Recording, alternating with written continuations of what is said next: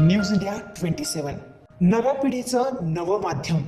गंगापूर रोडवरील मराठा विद्याप्रसारक समाजाच्या horizon academy ICSE उडेजी boarding कॅम्पसच्या इमारत बांधकामाबाबत महापालिका आयुक्तांकडे तक्रार करण्यात आली आहे. या इमारतीत परवानगीशिवाय अनधिकृत बांधकाम करण्यात येत असल्याचा आरोप तक्रारदार प्रणव वसंतराव पवार यांनी केला आहे. तक्रारीनुसार संबंधित इमारतीच्या बांधकामासाठी यापूर्वी मंजूर करण्यात आलेल्या आराखड्यानुसार स्ट्रक्चरल डिझाईन करण्यात आले होते. मात्र त्यानंतर नवीन स्ट्रक्चरल डिझाईन व आर्किटेक्चरल नियोजन करण्यात आल्याचा दावा करण्यात आला आहे. जुन्या आराखड्यानुसार इमारतीचा पाया ठराविक मजल्यांसाठी तयार करण्यात आला असताना त्यापेक्षा अधिक मजले उभारल्यास इमारतीच्या सुरक्षिततेचा प्रश्न निर्माण होऊ शकतो, अशी भीती तक्रारीत व्यक्त करण्यात आली आहे. नमस्कार, तुमचं सगळ्यांचं स्वागत. आजचा पत्रकार परिषद घेण्याचा खरा तर विषय म्हणजे काल आमच्या मराठा विद्याप्रसारक समाजाचे सरचिटणीस नितीन ठाकरे यांनी काही माझ्यावरती नाव घेऊन काही आरोप केल्याचं मी ऐकलं आणि वृत्त वाहिनीमध्ये त्याचं वाचलं देखील. तर त्यामध्ये मराठा विद्याप्रसारकच्या होरायझन अकॅडमीमध्ये उदोजी बोर्डिंग कॅम्पसमध्ये एक मजला विना परवानगी म्हणण्यापेक्षा अनधिकृत आणि बेकायदेशीर एक मजला त्यांनी बांधल्याचं मला कळतंय.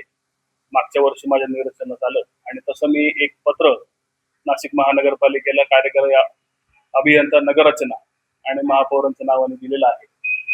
यामध्ये स्ट्रक्चरल लोड संपलेला असताना पब्लिक बिल्डिंगमध्ये अशा प्रकारचं कुठलंही बांधकाम करू नये असे स्पष्ट संकेत नगररचना विभागाचे असताना देखील नितीन ठाकरे यांनी त्यांच्या अधिकारामध्ये एक होरायझन अकॅडमीमध्ये एक लास्ट फ्लोअरला एक PEBचं काही कन्स्ट्रक्शन केलं, ज्यामध्ये तिथले स्ट्रक्चरल इंजिनियर आणि आर्किटेक्ट यांनी स्पष्ट नकार दिला होता.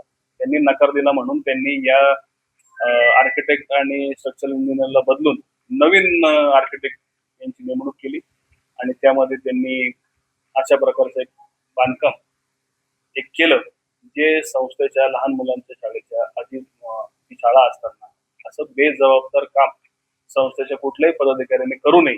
त्यानंतर मी 25/3/2026 या दिवशी पण एक स्मरणपत्र त्यांना दिलेलं आहे. याच्यामध्ये माझा कुठलाही संस्थेला अडचणीत आणण्याचा किंवा मला स्वतःला प्रसिद्धी मिळवण्याचा हेतू नाही. 1 वर्षानंतर काल जेव्हा नितीन ठाकरेंनी माझं नाव घेऊन तिथं ही चर्चा केली, त्यामुळे मी आज हा खुलासा इथं करतोय आणि मी सगळ्यांना त्याबाबत असलेले सगळे पत्र आणि हे सगळ्यांना देतोय. अनेक प्रश्न प्रलंबित असताना त्यांनी ह्या प्रकारचं बांधकाम करण्याची गरज नव्हती. त्या शाळेमध्ये आज साध्या वॉशरूम्स मध्ये पाणी नाही. ते पाणी नसताना ते पाणी उपलब्ध करायचं ते सोडून त्या तिथल्या लहान मुलींना लाईनीत एका महिन्यात 6 महिन्यापूर्वी उन्हाळ्यामध्ये मी ऐकतोय की UTI झाला, युरिनरी ट्रॅक इन्फेक्शन. याची जबाबदारी कोण घेईल? पालक हैराण आहेत, कोणी ऐकायला तयार नाही. LMC वरती जे लोक अध्यक्ष म्हणून दिले त्यांना त्यांचे इंटरेस्ट खूप वेगळे आहेत. LMCचे अध्यक्ष तिथं जातात, सूचना करतात की नाही सूचना करत याची कोणाला कल्पना नाही. दर PTA मध्ये भांडणं होत आहेत. पॅरेंट टीचर्स मीट जे असते असोसिएशन जे आहे त्याचे जे लोक आहेत त्याच्यामध्ये होत आहेत. बसचे वाद वेगळे आहेत. काल परवा एक मुलगी बसमध्ये राहून गेली, सोडून आले, नंतर पार्किंग केली, मग कळलं की ती मुलगी बसमध्ये झोपलेली आहे रात्री 4 तासांनी. कुठल्या प्रकारचं मॅनेजमेंट आणि पद्धती याच्यामध्ये आता कुठंतरी बोलण्याची वेळ आली.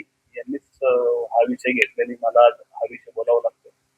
दुसरा विषय मेडिकल कॉलेजच्या भाडेपट्टा करारनाम्याच्या संदर्भात काय जे तुम्ही बातम्यांमध्ये, न्यूजमध्ये, व्हिडिओमध्ये ऐकतात ते आहे समोर.